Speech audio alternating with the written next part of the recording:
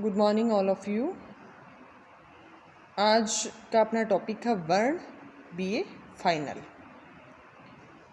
भारतीय सामाजिक संगठन के मौलिक तत्व के रूप में वर्ण व्यवस्था का विशेष महत्व पाया जाता है। इस व्यवस्था के अंतर्गत प्रत्येक व्यक्ति की प्रवृत्तियों अर्थात गुणों को ध्यान में रखकर ही समाज में उसका स्थान और कार्य निश्चित किए गए थे। कई लोग वर्ण और जाति को एक ही मान लेते हैं, परंतु वास्तव में ये दोनों पृथक अवधारणाएं होती हैं। शाब्दिक दृष्टि से वर्ण के तीन अर्थ लगाए जाते हैं। पहला वरण या चुनाव करना, दूसरा रंग, तीसरा वृत्ति के अनुरूप। पहले अर्थ को लोग विशेष महत्व देते हैं। वर्ण शब्द की व्युत्पत्ति वृ धातु से मानी गई है, जिसका अर्थ होता है वरण या चुनाव करना। इस दृष्टि से व्यक्ति अपने लिए जिस व्यवसाय का चुनाव करता है उसी के अनुसार उसका वर्ण निर्धारण होता है। इसका तात्पर्य है कि वर्ण उन लोगों का एक समूह है जिनका व्यवसाय समान है। वर्ण शब्द का दूसरा अर्थ रंग से लगाया जाता है। सबसे पहले ऋग्वेद में वर्ण शब्द का प्रयोग रंग अर्थात काले रंग की जनता के लिए किया गया तथा प्रारंभ में आर्य और दास जो हैं, इन दो वर्णों का ही उल्लेख मिलता है। वर्ण शब्द का जो तीसरा अर्थ है वो वृत्ति से संबंधित है। इस दृष्टि से जिन व्यक्तियों की मानसिक एवं व्यवहार संबंधी विशेषताएं एक समान हो, अर्थात जिन व्यक्तियों का स्वभाव एक जैसा या समान हो, उन्हीं से मिलकर एक वर्ण बनता है। इस प्रकार से जो है वर्ण को तीन अर्थों के संदर्भ में लिया जाता है। समाज में विभिन्न कार्यों को ठीक प्रकार से चलाने के उद्देश्य से व्यक्ति की स्वाभाविक प्रवृत्तियों या उनके स्वभाव को ध्यान में रखते हुए उन्हें विभिन्न समूह अर्थात 4 वर्णों में बांटा गया था। प्रत्येक वर्ण के सदस्य अपने वर्ण धर्म का पालन करते हुए अर्थात अपने दायित्व को निभाते हुए सामाजिक उत्पत्ति में योग देते थे। फिर अब वर्ण व्यवस्था की उत्पत्ति। तो उत्पत्ति के संबंध में फर्स्ट जो है ऋग्वेद के पुरुष सूक्त के अनुसार जो वर्णों की उत्पत्ति है वो ब्राह्मण पुरुष अर्थात विराट स्वरूप परमात्मा के मुख रूप, क्षत्रिय उनकी भुजाएं, वैश्य उनकी जंघाएं अथवा उदर और शूद्र उनके पांव हैं। इस तरह से उनकी उत्पत्ति मानी गई है। ब्रह्मा के मुख से ब्राह्मणों की उत्पत्ति होने के कारण उनका कार्य बोलना, लोगों को शिक्षित करना। ब्रह्मा की भुजाओं से क्षत्रियों की उत्पत्ति मानी गई, शक्ति की सूचक है। क्षत्रियों का कार्य वो शासन संचालन करना और उदर या जंघाओं से वैश्यों की उत्पत्ति मानने के कारण वैश्यों का जो कार्य बताया गया है वो व्यापार, पशुपालन आदि। लास्ट में शूद्रों की जो उत्पत्ति ब्रह्मा के पैरों से मानी है, इसलिए उन्हें वर्णों की सेवा करने का कार्य सौंपा गया। नेक्स्ट सेकंड जो है उपनिषदों के अनुसार, तो इसमें जो है बृहदारण्यक उपनिषद के अनुसार प्रारंभ में ब्रह्मा ने केवल ब्राह्मणों को ही जन्म दिया। ब्राह्मणों के सभी कार्यों को पूरा नहीं कर सके तो समाज के कल्याण को ध्यान में रखकर ब्रह्मा ने क्षत्रियों को क्या है उत्पन्न किया। लेकिन जब ब्राह्मण और क्षत्रिय दोनों वर्णों से समाज से संबंध पूर्ति नहीं हो सकी तो वैश्य की रचना की और इन तीनों वर्णों की उत्पत्ति के पश्चात जब सब कार्यों को ठीक से संचालित नहीं किया जा सका तो शूद्रों की उत्पत्ति हुई, ऐसा मानना। थर्ड, महाभारत के अनुसार जो माना गया है वो ये माना गया है कि महाभारत में ब्रह्मा की विभिन्न वर्णों का उत्पत्तिकर्ता बताया गया है। महाभारत के शांति पर्व में वही है कि ब्रह्मा के मुख से ब्राह्मण, बाहु से क्षत्रिय, जंघा से वैश्य और इन तीनों वर्णों की सेवा करने के लिए शूद्र चरणों से उत्पन्न हुए हैं। तो इसमें माना गया है कि ब्राह्मण का जो है प्रारंभ में केवल ब्राह्मण वर्ण ही था, यही वर्ण बाद में ब्राह्मण, क्षत्रिय, वैश्य और शूद्र नामक 4 वर्णों में बांटा गया, ऐसा महर्षि मनु ने कहा।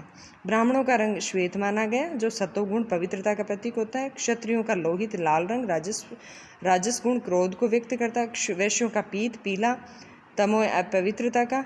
और विभिन्न वर्णों के अलग अलग रंग अवश्य थे, परंतु ये वर्ण विभाजन का आधार नहीं होकर स्वभावतः विशेषताओं गुणों को व्यक्त करते थे। फोर्थ है गीता के अनुसार सामाजिक। गीता भगवत गीता में बताया गया कि समाज के 4 वर्णों में विभाजन व्यक्ति के क्या गुणों के आधार पर हुआ। गीता में वर्ण निर्धारण में गुण को विशेष महत्व दिया गया और भारतीय दर्शन में 3 जो गुण हैं वो सत्य, रज तथा तम, इनको माना गया है तथा इनकी प्रवृत्तियाँ जो हैं वो सात्विक, राजसिक, तामसिक मानी गई हैं और इन प्रवृत्तियों के आधार पर ही समाज में 4 वर्णों ब्राह्मण, क्षत्रिय, वैश्य, शूद्र का जन्म हुआ। इस प्रकार से ये उपनिषद पुरुष सूक्त महाभारत गीता के अनुसार अलग अलग तरीके से वर्ण व्यवस्था की उत्पत्ति मानी गई है। नेक्स्ट फिर है वर्ण धर्म या विभिन्न वर्णों के क्या कर्तव्य हैं। तो विभिन्न धर्म ग्रंथों में जो है ब्राह्मण, क्षत्रिय, वैश्य और शूद्र वर्ण के अलग अलग कर्तव्य या वर्ण धर्म बताए गए। पहला है ब्राह्मण धर्म। ब्राह्मण का मुख्य धर्म इंद्रिय संयम बताया गया है और इनका जो मुख्य कर्म है वो अनुशीलन, तप, अध्ययन, अध्यापन एवं यज्ञों का संपादन जो है वो माना गया है। मुख्य रूप से ब्राह्मणों के 6 कर्तव्य माने गए हैं: अध्ययन, अध्यापन, यज्ञ करना और दान देना, दान लेना, यज्ञ कराना आदि। इस प्रकार से ब्राह्मणों को जो है वो समाज में सबसे उच्च स्थिति प्रदान की गई है। सेकंड, क्षत्रिय धर्म। परोपकार करना, प्रजा की रक्षा करना, युद्ध में वीरता दिखाना क्षत्रिय के महत्वपूर्ण कर्तव्य माने गए हैं। मनुस्मृति के अनुसार प्रजा की रक्षा, दान देना, यज्ञ करना आदि जो है वो विषयों से आसक्ति न रखना क्षत्रियों की, यज्ञ करना, अध्ययन करना, विषयों से आसक्ति न रखना क्षत्रियों की क्या प्रमुख कर्म है। गीता में क्षत्रियों के 7 प्रकार के धर्म बताए गए हैं: शूरवीरता, तेज, धैर्य, चतुरता, युद्ध से न भागना, दान देना, निस्वार्थ भाव से प्रजा का पालन करना आदि।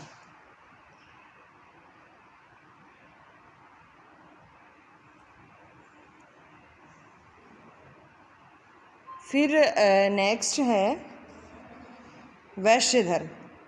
वैश्यों का धर्म समाज के भरण पोषण का दायित्व अपने ऊपर लेकर समाज के अस्तित्व को बनाए रखना है। महाभारत में बताया गया है कि वैश्य वे हैं जो वेदों के अध्ययन से संपन्न होकर व्यापार, पशुपालन, कृषि कार्य से अन्न का संग्रह करने में रुचि रखते हैं। वैश्य का यह कर्तव्य है कि वह उचित साधनों से धन का संग्रह करें।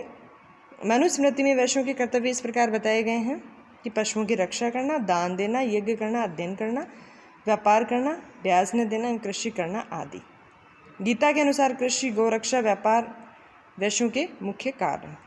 फिर लास्ट में है शूद्र धर्म।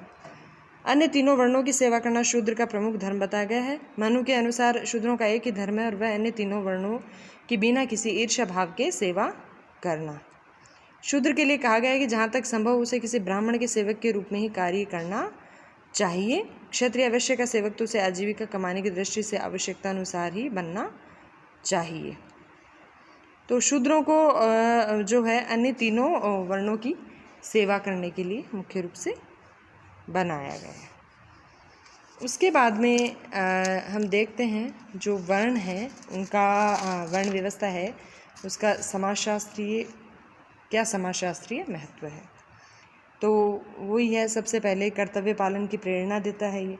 इस व्यवस्था ने वर्ण धर्म के पालन पर जोर देकर लोगों को अपने कर्तव्य पथ पर आगे बढ़ने को सदैव प्रेरित किया, लोगों को एक दूसरे कार्यों में हस्तक्षेप करने से रोका।